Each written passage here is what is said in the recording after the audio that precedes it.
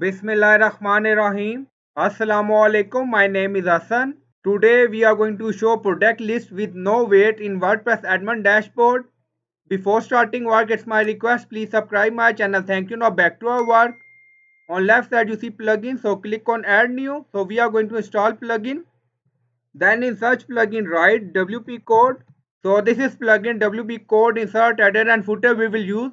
So you will install this plugin and activate it. And after activation, scroll down on left side you see code snippet. Then you see add snippet. So click on it. Then you see add your custom code. So again click on it. Now create custom snippet section open. Scroll down, you can add title here. Then you see code preview. On right side you see code type, drop down, select PHP snippet. Now we are going to paste code, and you will find this code in video description or in comment section. In code you see h3 title tag, product with no weight. If you want, you can add your custom text here. Now scroll down, you see insert method, auto insert, location run everywhere. On top you see inactive, now active, and then click on save snippet. Now snippet created and saved.